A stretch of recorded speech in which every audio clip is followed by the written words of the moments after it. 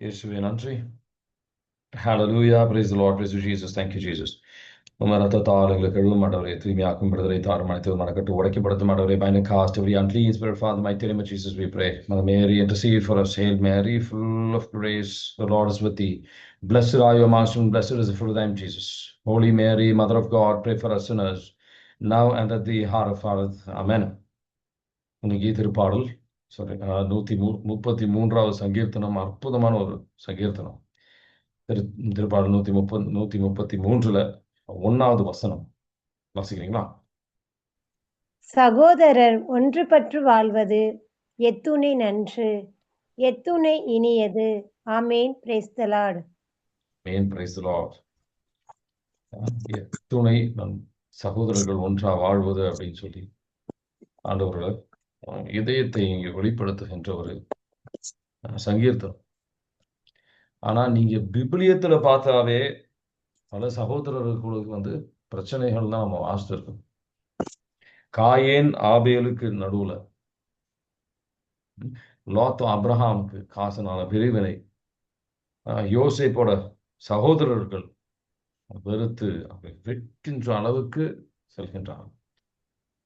37வது தொடக்க நூல் 37வது அதிகாரத்துல, தொடக்க நூல் 45வது அதிகாரத்துல அந்த சகோதரர்கள், வெறுத்த சகோதரர்கள், அவங்களுக்கு நடுவுலயே பல பிரச்சனைகள். வெறுப்பு இருக்கின்ற உள்ளத்தில் கடவுளோட கிருபை அங்க இருக்காது. மோசே அவ்வளவு பெரிய தீர்க்கதரிசி, நல்லது மட்டும்தான் செய்யறாரு. எண்ணிக்கை 12வது அதிகாரத்துல மிரியமும் ஆரோனும் மோசேக்கு எதிராக பேசினார்கள். தாவீதோட பிள்ளைகளுக்கு நடுவுல பல சண்டை, கடவுளோட சீடர்களுக்கு நடுவுல பல விதமான சண்டை சச்சரவு, யாரு பொறாமை, போட்டி, பொறாமை. பவுல் பர்னபா ரெண்டு பேருமே இங்க ஆவியானவரை பெற்றுக்கொண்டு நிறைய அதிசயங்களை செய்தவர்கள் கூட அவங்களுக்குள்ள போராட்டம். திருத்தூதர் பணிகள் 15வது அதிகாரத்தை நீங்க எடுத்து பார்த்தீங்கன்னா பார்க்கலாம்.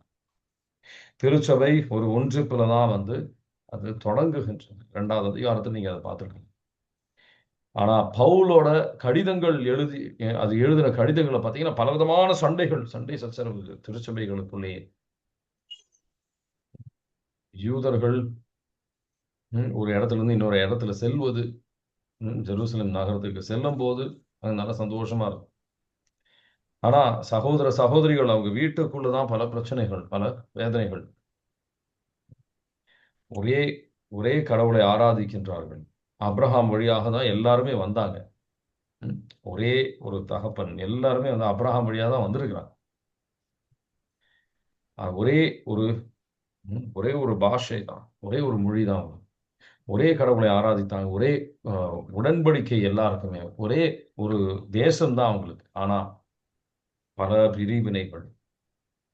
நம்ம கிறிஸ்துவர்களுக்கு நடுவுலையும் பெரிய மாற்றம் இல்லை. பல விதமான, நமக்கு ஒரே ஒரு கடவுள், ஒரே ஒரு நற்செய்தி, ஒரே ஒரு வார்த்தை தான் நமக்கு விபிலியம், ஒரு விபிலியம் தான். ஆனா நமக்குள்ளேயும் பல பிரிவினைகள். கடவுள் இதை விரும்பவே இல்லை. கலாத்தியர் 3வது அதிகாரம் 26ல இருந்து 29. கலாத்தியர் 3ல 26ல இருந்து 29 வாசிக்கிறீங்களா? ஏனெனில் கிறிஸ்து, கலாத்தியர் 3 தானே பிரதர்? ஆமா, 3ல 26ல இருந்து 29. ஏனெனில் கிறிஸ்து இயேசுவின் மீது கொண்டுள்ள நம்பிக்கையால் நீங்கள் அனைவரும் கடவுளின் மக்களாய் இருக்கிறீர்கள். அவ்வாறு எனில் கிறிஸ்துவோடு இணைந்திருக்கும்படி திருமுழுக்கு பெற்ற நீங்கள் அனைவரும் கிறிஸ்துவை அணிந்து கொண்டீர்கள். இனி உங்களிடையே யூதர் என்றும் கிரேக்கர் என்றும் அடிமைகள் என்றும் உரிமை குடிமக்கள் என்றும் இல்லை, ஆண் என்றும் பெண் என்றும் வேறுபாடு இல்லை. கிறிஸ்து இயேசுவோடு இணைந்துள்ள நீங்கள் யாவரும் ஒன்றாய் இருக்கிறீர்கள். நீங்கள் கிறிஸ்துவை சார்ந்தவர்களாகவும் ஆபிரகாமின் வழி தோன்றல்களுமாய் இருக்கிறீர்கள். வாக்குறுதியின் அடிப்படையில் உரிமை பேர் உடையவர்களாகவும் இருக்கிறீர்கள். Amen. Praise the lord. Amen. Praise the lord. ஆனா அடுத்த வசனம் இந்த ஒரு தைலம் வந்து வழிந்து ஒழுகின்றதை பற்றி குறிக்கும் போது ஆவியானவரை குறிக்கின்ற ஒரு விஷயம். ஆவியானவரை குறிக்கின்ற ஒரு விஷயம். நம்ம கடவுளின் மக்களாக இருக்கும்போது, ஆவியானவரோடு நடக்க நம்ம முயற்சிகள் எடுக்கும்போது, நம்ம வெளி தோற்றத்தை மறந்து ஆவியானவரோட விஷயங்களை நம்ம சிந்திக்க ஆண்டவர் அழைக்கிறார். ஆண் பெண் வித்தியாசம் இல்லாம, செல்வம் இருக்கு, செல்வம் காசு இருக்கு, காசு இல்லை அப்படின்ற வித்தியாசம் இல்லாம, நம்ம நல்ல ஹைட் இருக்கு, ஹைட் இல்லை, மலையாளி, தமிழ், தெலுங்கு, அந்த மாதிரி வித்தியாசம் வேறுபாடுகள் இல்லாமல், நான் நல்ல ஒரு நிலையில இருக்கிறேன், சமூகத்தில் நான் ஒரு நிலையில இருக்கிறேன் அப்படின்றது இல்லாம ஆவியானவர் ஒரு ஒன்றிப்பு கொண்டு வர விரும்புகின்றார். இந்த ஒன்றிப்பு கொண்டு வரதுக்கு நமக்கு ஆவியானவரோட ஒத்துழைக்கணும். நம்ம எவ்வளவுக்கு ஒத்துழைக்கின்றோமோ அங்கு ஆவியானவர் அங்கு செயல்படுகின்றாரோ நமக்கு பிரிவினைக்கு இடமே கிடையாது. பிரிவினைக்கு இடமே கிடையாது. மத்தேயு 7வது அதிகாரம் 20வது வசனம் வாசிக்கிறீங்களா?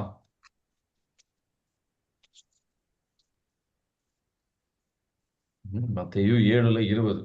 இந்த கனிகள் வழியாக இவங்களை புரிஞ்சுக்குவீங்க. இவ்வாறு போலி இறைவாக்கினர் யாரென அவர்களுடைய செயல்களை கொண்டே இனம் கண்டு கொள்வீர்கள்.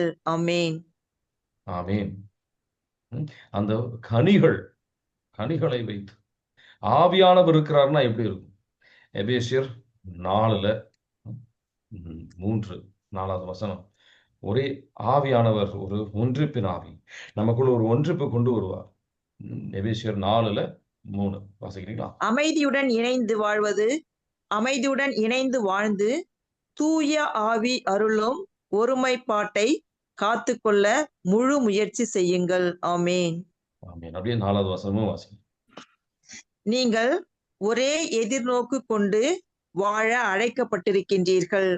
ஒரே எதிர்நோக்கு இருப்பது போல உடலும் ஒன்றே, தூய ஆவியும் ஒன்றே. ஆமேன். ஆமேன். இந்த தூய ஆவியானவர் தருகின்ற ஒரு ஒருமைப்பாடு,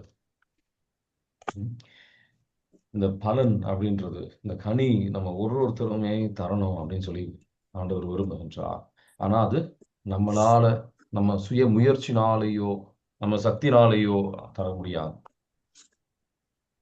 யோவான் நற்செய்தி 15:4-5. யோவான் நற்செய்தி 15:4வது வசனம் 5வது வசனம் எடுத்து வாசிங்க. அவரோட இணைந்திருந்தால் அன்றி ஜபத்தினால நோபினால நம்ம அவர் வார்த்தைக்கு செவி சாய்த்து அவர் கிருபையால மட்டும்தான் இந்த கனிகள் நம்மளால பெற முடியும். யோவான் நற்செய்தி 15:4-5 வாசிக்கிறீங்களா? நான் உங்களோடு இணைந்து இருப்பது போல நீங்களும் என்னோடு இணைந்து இருங்கள். கொடி திராட்சை செடியோடு இணைந்து இருந்தாலன்றி தானாக கனித்தர இயலாது. அதுபோல நீங்களும் என்னோடு இணைந்திருந்தாலன்றி கனித்தர இயலாது. நானே திராட்சை செடி, நீங்கள் அதன் கொடிகள். ஒருவர் என்னுடனும் நான் அவருடனும் இணைந்திருந்தால் அவர் மிகுந்த கனி தருவார். என்னை விட்டு பிரிந்து உங்களால் எதுவும் செய்ய இயலாது. என்னோடு பிரிந்திருந்து சில பேர்லாம் வந்து நான் கோயிலுக்குலாம் போக தேவையில்லை அப்படின்னு யோசிப்பாங்க. இந்த கனிகளை தர முடியாது, அவங்களுக்குள்ள இந்த கனிகளை பார்க்க முடியாது. எளிதாக கோபம் வரும், மகிழ்ச்சி இருக்காது, பொறுமை இருக்காது, கனிவுடன் செயல்பட முடியாது. இந்த கனிகள் நம்ம ஒருத்தருமே கொடுக்கணும் அப்படின்றது ஒரு கட்டாயமான விஷயம். ஆண்டவரின் சாயல மாற்றப்பட்டிருக்கின்றோம் என்ற அடையாளம் அதுதான். ரோமியர் 8வது அதிகாரம் 29வது வசனம். ஒரு சாயலில் நம்ம ஒருத்தருமே இந்த வசனத்தை மனப்பாடமா வச்சு வாசிக்கிறீங்களா? ரோமியர் 8:29. தம்மால் முன்பே தேர்ந்து கொள்ளப்பட்டவர்கள் தம் மகனின் சாயலுக்கு ஏற்றவாறு இருக்க வேண்டுமென கடவுள் முன்குறித்து வைத்தார். அச்சகோதர சகோதரிகள் பலருள் தம் மகன் தலைப்பேரானவராய் இருக்க வேண்டுமென்று இப்படி செய்தார். ஆமேன். இந்த போதிப்பது, நோய்கள் நீங்கிறது, இந்த பிணிகள் நீங்கிறது, இந்த அசுத்த ஆவிட வெளியோடுறது, ஹீலிங் கொடுக்கறது எல்லாம் நமக்கு ரொம்ப தேவை. தீர்க்க தரிசனம் எல்லாம் நமக்கு ரொம்ப தேவை. ஆன்மீக வரங்கள் மிகவும் முக்கியம். திருச்சபை வளர்ச்சிக்கு மிக முக்கியமானது. ஆனா கனிகள் தான் நம்ம வந்து இயேசு ஆண்டவரின் சாயல்ல மாற்றப்பட்ட அடையாளம் இந்த கனிகள் மட்டும். ம். நம்ம கனிகள் நம்மளால தர முடியல, நம்மளால பொறுமையாக இருக்க முடியல, நம்ம அன்பு செலுத்த முடியல அப்படின்னா நம்ம யாரோட இணைந்து இருக்கின்றோம்னு நம்ம சிந்திக்க ஆண்டவர் அழைக்கிறார். இன்னைக்கு நம்ம இந்த கனி மட்டும்தான் இந்த சமூகத்தை ஒன்றிப்பு ஒரு ஆவியானது ஒரு ஒன்றிப்பு வரவுக்கு அந்த கனி வேணும். கனி இல்லை அப்படின்னா நம்மளால வளர முடியாது. இந்த உறவை வளர்க்கின்ற தான் இந்த கனிகள். இந்த பொறுமை, கனிவு, இந்த பணிவுடன் நம்ம செயல்படுவது அப்படின்றது இந்த பிரிவினையை வந்து வராம காற்றுக்கொள்வது இதுதான். இந்த தன்னடக்கம் அப்படின்றது பல பிரச்சனைகள் வராம காற்றுக்கொள்ற ஒரு கிருபை தருகின்ற இந்த தன்னடக்கம் என்ற ஒரு கனி. இன்னும் நம்ம இந்த ஆழமாக நம்ம இன்னைக்கு ஒரே ஒரு கனியை எடுத்து நம்ம வந்து சிந்திக்க போறோம். இந்த பொறுமை அப்படின்ற ஒரு விஷயம் இன்னைக்கு சிந்திக்க போறோம். இதை நம்ம வந்து முதல் கட்டம் இந்த கனிகள் வழியாக தான் விண்ணகத்திற்கு நம்ம போவதல். கனிகள் வழியாக இந்த முதல் கட்டம், இந்த கனிகள் பெறுவதில் முதல் கட்டம் இந்த பொறுமை என்ற கனி. உங்களுக்கு முதல் கட்டத்துல நீங்க பாத்தீங்கன்னா உங்களுக்குள்ள ஒரு இரிட்டேஷன் இருக்கும். அவங்க இந்த மாதிரி செஞ்சுட்டாங்களே, ஒரு கோபம் வரும். நம்மளால பொறுத்துக்க முடியாது. சில சூழ்நிலைகளாக இருக்கலாம், சில நபர்களாக இருக்கலாம். நீங்க வந்து அது என்ன பண்ணுவீங்க, சில தேர்ந்தெடுப்பீங்க. சரி, நான் இதுக்கு வந்து ஒன்றும் செய்யாம இருப்பேன். சில பேர் பல்ல கடிச்சுக்கிட்டு அமைதியா இருப்பாங்க. சில பேர் வந்து என்ன சொல்லணும்னா சில வெவ்வேறு முறைகள் தேர்ந்தெடுப்பாங்க. சில பேர் 10 வரைக்கும் எண்றது, சில பேர் வந்து சில கட்டுப்பாடு இருக்கும். ஆனால் அது வந்து ஒரு ப்ரெஷர் குக்கர் மாதிரி. இந்த குக்கர்லாம் பார்த்தீங்கன்னா அதில் மேலே வந்து வேல்வ் இருக்கும். ப்ரெஷர் குக்கர் மாதிரி. நீதிமொழிகள் 29வது அதிகாரம் 11வது வசனம் எடுத்து வாசிச்சு பார்த்தீங்கன்னா, ஒரு முட்டாள் தான், அறிவியலி தான் அவனுக்குள்ள இருக்கிற கோபத்துக்கு வெளிப்படுத்துகின்ற, ஒரு ஞானி அதை கட்டுப்படுத்துவான். நீதிமொழிகள் 29:11 வாசிக்கிறீங்களா? அறிவில்லாதவர் தம் சினத்தை அடக்க மாட்டார், ஞானமுள்ளவரோ பொறுமையோடு இருப்பதால் அவர் சினம் ஆறும். ஆமீன். சினம் ஆறும்.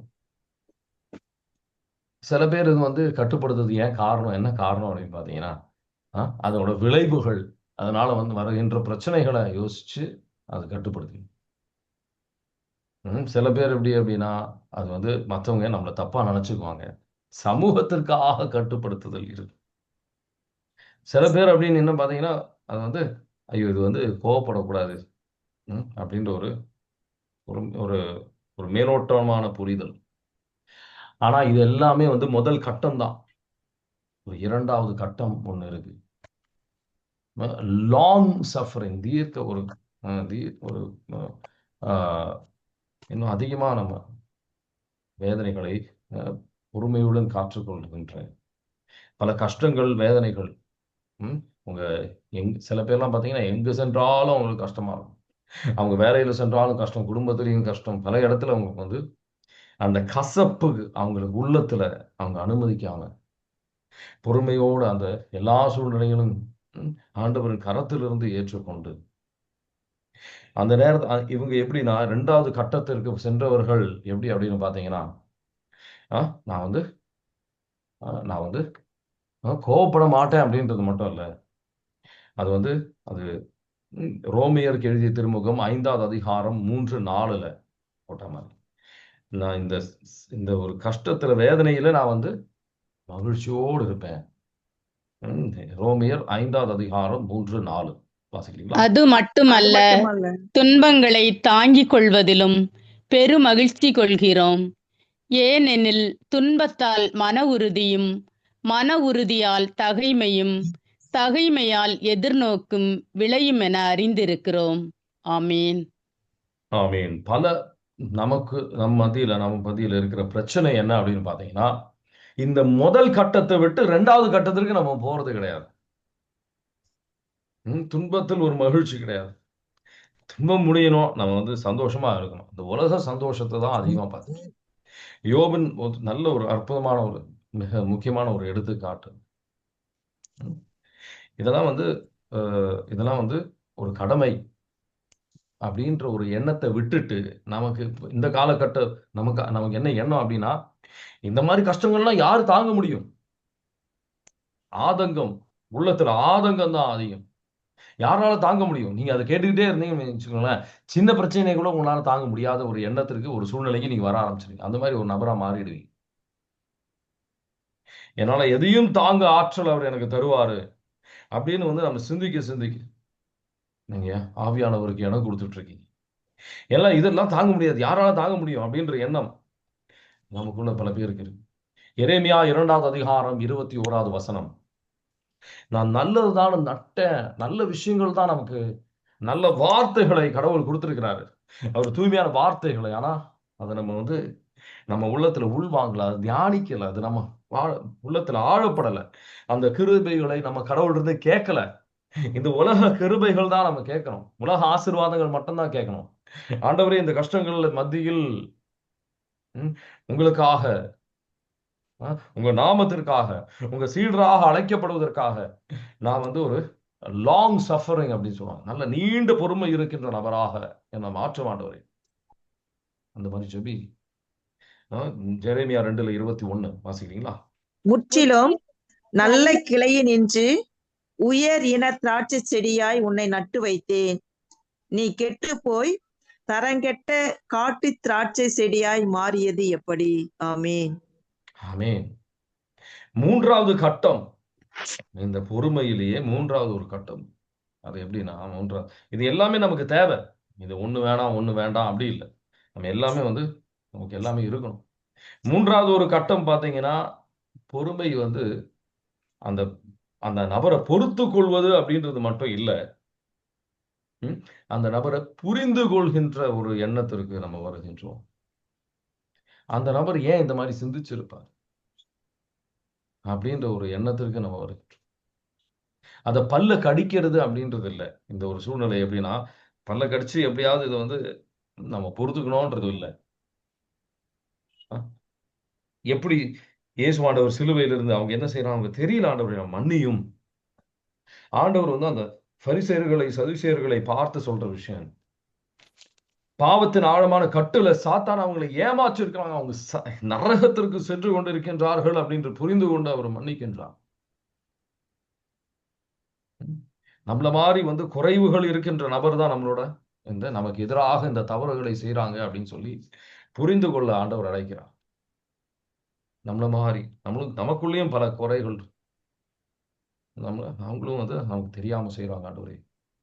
கனிவுடன் மற்றவர்களை எபேசியர் 4வது அதிகாரம் 32வது வசனத்துல சொல்ற மாரி பொறுமையுடன், கனிவுடன் நம்ம வந்து ம் நம்ம அவங்க குறைவுகளை ஏற்றுக்கொண்டு மன்னிக்கிற ஒரு கிருபை இந்த நம்ம புரிதல். அதுல இன்னும் நீண்ட ஒரு பொறுமையை நம்ம பெற்றுக்கொள்ள முடியும். எபேசியர் 4:32 வாசிக்கிறீங்களா? ஒருவருக்கொருவர் நன்மை செய்து பரிவு காட்டுங்கள். கடவுள் உங்களை கிறிஸ்து வழியாக மன்னித்தது போல நீங்களும் ஒருவரை ஒருவர் மன்னியுங்கள். ஆமீன். ஆமென். நம்மளால மற்றவர்களை புரிந்து கொள்ள முடிகின்றதா?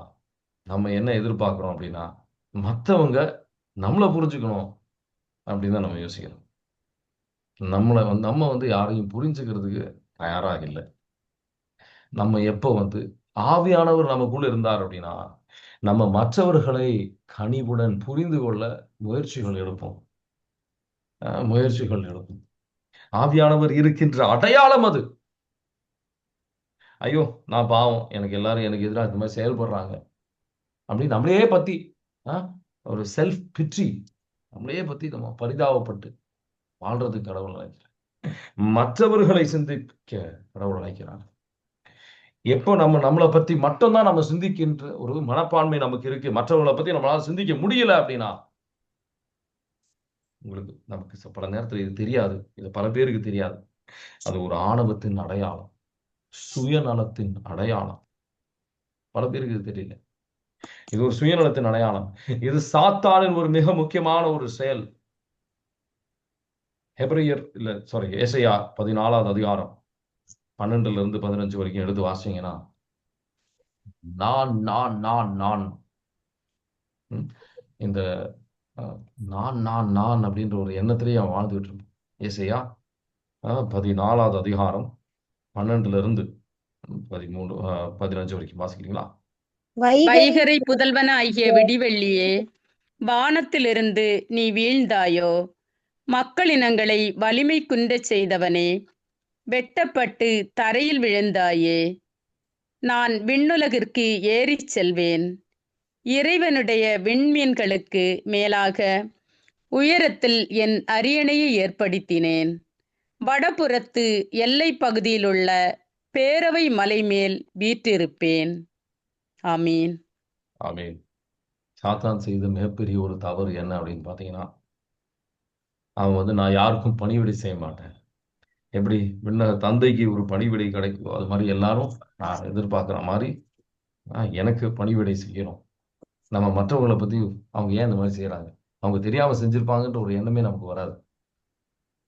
நம்ம சாத்தானோட உழைச்சிட்டு இருக்கோம், ஒத்துழைச்சிட்டு இருக்கிறோம் அப்படின்னு வந்து புரிஞ்சுக்க ஆண்டவர் அழைக்கிறார். இந்த 4வது கட்டம் அது விண்ணக தந்தையின் அன்பு, அந்த மாதிரி ஒரு பொறுமை அது. அகாப்பே ஒரு லவ் அப்படின்னு சொல்லி இது ஒரு மேலான ஒரு, இது சும்மா பொறுத்து கொள்வதுன்றது மட்டும் கிடையாது, மற்றவர்களை நன்மையை செய்வதற்கு ஒரு லவ்விங் பேஷன்ஸ், அன்பு செய்கின்ற ஒரு பொறுமை, ஒரு ஆக்டிவ். சும்மா வந்து இங்க பொறுமையா இருப்பதுன்றது மட்டும் இல்ல, நம்ம ஒரு கனிவுடன் பொறுமையும் கனிவும் அங்க வந்து செயல்படும். ஒரு அன்பு செய்கின்ற ஒரு அம்மா, ஒரு தாய், ஒரு தகப்பன், ஒரு பிள்ளை வந்து பல தவறுகள் செய்யும் போதும் அவங்கள வந்து எப்படி அந்த பிள்ளையை திருத்துவதற்கு புரிந்து கொண்டு அன்பு செய்கின்றோம். அதை ஒப்பிட்டு பார்க்கும்போது உங்களுக்கு இது புரியும். இந்த ஒரு பொறுமை உங்களுக்கு, இந்த 4வது கட்ட பொறுமை உங்களுக்கு புரியும். பொறுமையுடன் அவங்க வந்து மாற்றம், கடவுள் ஆவியானவர் நமக்குள் செயல்படுகின்றதை போல் அந்த நம்ம அன்புடன் பொறுமையுடன் அவங்களை வந்து அன்பு செய்யும் போது, நம்ம எப்படி அன்பு செய்யறோமோ அது வழியாக அவங்களுக்குள்ள கடவுள் ஒரு மாற்றத்தை, அவங்களுக்கு கடவுள் பேசுவார், கடவுள் வழிநடத்துவார், ஒரு மாற்றத்தை, ஒரு விடுதலையை தருவார் அப்படின்னு சொல்லி நம்ம அன்பில் பொறுமையுடன் நம்ம செயல்படும் போது, பொறுமையோ அன்போடு நம்ம கனிவோடு செயல்படும் போது, 1 கொரிந்தியர் 13ல 4வது வசனம் நம்ம வாழ்க்கையில நம்ம கடைபிடிக்கின்றோம். அன்பு பொறுமை உள்ளது அப்படின்றது. இது வந்து சுயநலமற்ற ஒரு சாக்ரிபிஷியல், பலியான ஒரு அன்பு. ரோமையருக்கு எழுதிய திருமுகம் 8வது அதிகாரத்துல 17, 18 எடுத்து வாசிச்சீங்கன்னா இன்னும் உங்களுக்கு தெளிவா புரியும். வாசிக்கிறீங்களா? ரோமையர். நாம் பிள்ளைகளாயின் உரிமை பேறு உடையவர்களாய் இருக்கிறோம். ஆம், நாம் கடவுளிடம் இருந்து உரிமை பேறு பெறுபவர்கள், கிறிஸ்துவின் பங்காளிகள். அவருடைய துன்பங்களில் நாம் பங்கு பெற வேண்டும். அப்போதுதான் அவரோடு மாட்சியிலும் பங்கு பெறுவோம். இக்காலத்தில் நாம் படும் துன்பங்கள் எதிர்காலத்தில் நமக்காக வெளிப்பட போகிற மாட்சியோடு ஒப்பிட தகுதியற்றவை என நான் எண்ணுகிறேன். ஆமீன். ஆமீன். நமக்கு கடவுள் வந்து இந்த ஒரு பொறுமையுடன் சுயநலமற்ற அன்பு காட்டுகின்ற ஒரு பொறுமை. ஐயோ எனக்கு இது மாதிரி நடக்குதே, எனக்கு இது மாதிரி நடக்குதே, எனக்கு அந்த மாதிரி நடக்கலையே, எனக்கு இந்த பிரச்சனை இருக்கே, எனக்கு இந்த வேதனை இருக்கே அப்படின்றது, அந்த பிரச்சனைகளை மட்டும் சிந்திச்சு நம்ம அன்பு செய்ய தவறுகின்றோம். அன்பு செய்ய சாதா விட மாட்டேங்கிறோம். இந்த ஒரு நீண்ட பொறுமை நமக்கு இல்லைன்றது ஒரு விஷயம். ஆக்டிவ் லவ்விங், அன்பு செய்கின்ற ஒரு பொறுமை நமக்குள்ள பல பேருக்கு இல்லை. இந்த ஒரு கட்டத்திற்கு நம்ம பல பேர் வரல. இப்போ கடவுள் வந்து உங்களுக்கு ஒரு ஆன்மீக வளர்ச்சிக்கான ஒரு வாய்ப்பை ஒவ்வொருத்தருக்குமே ஆண்டவர் வந்து தருகின்றார். இந்த பொறுமையோடு இருப்பதுன்றது மட்டும் இல்லை, பொறுமையில் அன்பு செய்ய ஒரு வளர்ச்சிக்கு ஒரு ஏணிய கடவுள் இப்ப எல்லாருக்குமே தர. ஆனா யாருக்குமே இந்த அளவுக்கு நமக்கு அன்பு செய்யறது யாரும் தயாரா இல்லை. இந்த அளவுக்கு அன்பு செய்யறதுக்கு யாரும் தயாரா இல்லை. அந்த மாழ்ச்சியை ஒப்பிட்டு நம்ம பார்க்கல. அந்த மாழ்ச்சி நமக்கு தெரியல. நம்ம அந்த அளவுக்கு அந்த மாழ்ச்சியை பத்தி நம்ம சிந்திச்சது கிடையாது. சிந்திச்சது கிடையாது. இப்ப 4வது கட்டத்த சொல்லும்போதே பாதி பேர் இதெல்லாம் யாரால செய்ய முடியும்ன்றத யோசிக்கிறீங்க. இப்ப இந்த 5வது கட்டத்த பத்தி சொன்னா என்ன சொல்லுவீங்க?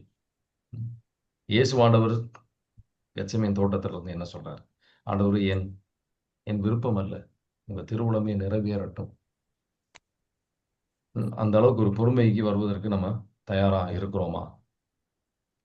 ஆ, காத்து ஆண்டவரோட நேரத்திற்காக காத்து நிற்கின்ற ஒரு பொறுமை நமக்கு இருக்கா? ஒரு சில விஷயங்கள்லாம் கடவுள் சொல்வது முட்டாள்தனமா நமக்கு தோணலாம். ஆனாலும் கீழ்ப்படிவதற்கு தயாரா இருக்கான். இன்னைக்கு கடவுள் ஒரு விஷயம் எனக்கு சொல்றாரு, நீ இதை செய் அப்படின்றாரு. ஆனா அதோடு சேர்ந்து அந்த செய்யும் போது அதோட வரப்போற பிரச்சனை என்னென்னவும் ஆண்டவர் வெளிப்படுத்துகின்றார். இந்த பொறுமை சமாதானத்திற்கு உரிய விஷயங்களாக இருக்காது. நமக்கு கவலை கொடுக்க நமக்கு விருப்பப்படுகின்ற விதத்துல எல்லாமே இருக்காது. அஹ் உம் இந்த ஒரு என்ன சொன்னா அது மேலான ஒரு கிருபை. பிலிப்பியருக்கு புத்தகம் 1:29 இந்த வசனத்தை வைத்து தியானிங்க, அதை ஜெபிங்க. அது ஒரு வரம். அது அந்த மாதிரி எல்லா சூழ்நிலையும் பொறுமையா இருக்கக்கூடிய வரத்தை கடவுள் தருவார். பிலிப்பியர் 1:29 வாசிக்கிறீங்களா? ஏனெனில் கிறிஸ்துவிடம் நம்பிக்கை கொள்வதற்கு மட்டுமல்ல, அவருக்காக துன்பங்களை ஏற்பதற்கும் நீங்கள் அருள் பெற்றுள்ளீர்கள். ஆமீன். ஆமீன். அவருக்காக துன்பத்தை பெற்று, அவருக்காக துன்பத்தை தாங்கிக் கொள்ள, துன்பத்தில் அன்பு செய்ய, கனிவுடன் செயல்பட, மகிழ்ச்சியுடன் செயல்பட அந்த கிருபையை நாடுறதுக்கு நீங்க தயாரா இருக்கீங்களா? பல கிருபைகள் நம்ம கடவுள்கிட்ட கேட்கணும். பல விஷயங்கள், பல வரங்களை கேட்கணும். சில பேர் என்ன சொல்லணும்னா, அவருக்கு ஊழியம் செய்யணும் அப்படின்ற ஆர்வம் பல பேருக்கு இருக்கு. ஆனா அந்த கனிகளை கொடுப்பதற்கு எத்தனை பேருக்கு நமக்குள்ள ஆர்வம்? இந்த கனியில வளரணும் அப்படின்னு சொல்லி எத்தனை பேர் நமக்குள்ள ஆர்வம் இருக்கு? ஆண்டவரே, நான் விருப்பப்படுவதில் உங்க திருவுளம் நிறைவேறட்டும் அப்படின்ட்டு. ரோமியருக்கு எழுதிய திருமுகம் 8வது அதிகாரம் 25வது வசனம் ஆண்டவர் சிந்திக்க அழைக்கிறார். ரோமியர் 8:25 வாசிக்கிறீங்களா? நாமோ காணாத ஒன்றை எதிர்நோக்கி இருக்கும்போது அதற்காக தளரா மனத்தோடு காத்திருக்கிறோம். ஆமீன். ஆமீன். தளரா மனதுடன் காத்து நிற்கின்ற ஒரு கிருபையை நாடும். இதெல்லாம் நமக்கு பல விஷயங்கள் புரியாது. நம்ம ஒரு வாட்டி வாசனம் விளங்காது. ஏன்னா அதெல்லாம் அந்த அளவுக்கு நம்ம சிந்திச்சது கிடையாது. இது நம்ம ஜெபிக்க தியானித்து அதை புரிந்து கொண்டு அதை புரிஞ்சுக்கிட்டு அதை கடைபிடிக்கும் போது இன்னும் ஆழத்துல புரிஞ்சுக்க அவர் கிருபையை தருவார். கிருபையை தருவார். திருவெளிப்பாடு 7வது அதிகாரம் 13, 14 வெள்ளை ஆடையை போட்ட விண்ணகத்துல உங்க பாக்குற வெள்ளை ஆடையை போட்ட அந்த வெள்ளை ஆடை இயேசுவாண்டவர் ரத்தத்தால நம்ம தூய்மை பெறும் போது அது ஜெபத்தினால வந்தது மட்டும் கிடையாது. நமக்கு பல கஷ்டங்கள் வழியாக போகும்போது ஆண்டவன் ரத்தத்தால மீட்கப்பட்டு அவங்க அதை பெற்றுக்கொள்றாங்க. வாசிக்கிறீங்க திருவெளிப்பாடு 7வது அதிகாரம் 13, 14. மூப்பர்களுள் ஒருவர் வெண்மையான தொங்கலாடை அணிந்துள்ள, இவர்கள் யார், எங்கிருந்து வந்தவர்கள் தெரியுமா என்று என்னை வினவினார். நான் அவரிடம், என் தலைவரே, அது உமக்குத்தான் தெரியும் என்றேன். அதற்கு அவர் என்னிடம் கூறியது, இவர்கள் கொடிய வேதனையிலிருந்து மீண்டவர்கள், தங்களின் தொங்கலாடைகளை ஆட்டுக்குட்டியின் இரத்தத்தில் துவைத்து வெண்மையாக்கி கொண்டவர்கள். ஆமீன். ஆமீன். முதல் கட்டம், நான் கோபப்பட மாட்டேன். 2வது கட்டம், என்னால இது தாங்கிக் கொள்ள முடியும் அப்படின்ற ஒரு நிலை. 3வது கட்டம், நான் ஏன் இந்த பிரச்சனை வருகின்றது நான் புரிந்து கொள்ள, அந்த நபருக்காக ஜெபிக்க, அவங்களுக்காக பலிகளோடு, அவங்களுக்காக கஷ்டங்களை எடுத்து ஜெபிக்கின்ற ஒரு ஒரு எண்ணத்திற்கு வர ஆண்டவர் அழைக்கிறார். 4வது கட்டம், இந்த ஒரு வேதனை இருந்தாலும் இந்த ஒரு துன்பங்கள் நான் அன்பு செய்வேன். ஒரு ஆக்டிவ் லவ். ஐந்தாவது விஷயம் அப்படின்ற 5வது கட்டம் அப்படின்றதுதான், இந்த துன்பத்திலையும் கடவுளோட திட்டத்தில் நான் நம்பிக்கை வைக்கின்றேன் அப்படின்றது. இந்த தன்னடக்கத்திலிருந்து காட் ரிலையன்ஸ், கடவுள் மேல முழு பாரத்தை போட, இந்த வேதனை அனைத்து விதமான வேதனைகளிலும் முழு பாரத்தை போடுகின்ற ஒரு மனப்பான்மைக்கு நம்ம ஒருத்தரும் வருவதற்கு நம்ம ஜெபிப்போம். உங்க ரத்தத்தால் எங்களை கழுவும் ஆண்டவரை, தூய்மையாக்கும், விடுதலை தாரும். அந்த புரிதலோடு அன்பு செய்ய, உங்க திட்டத்தை ஏற்றுக்கொள்ள, துன்பத்திலும் உங்க திட்டத்தை ஏற்றுக்கொள்ள கிருபை எங்களுக்கு ஒவ்வொருத்தருக்கும் தாருமாட்டவரை. அனைத்து விதமான கட்டுகள் உடைக்கப்படட்டும். Bind and cast every unclean spirit, Father, mighty name of Jesus we pray. Amen. God bless you. Have a nice day. Thank you.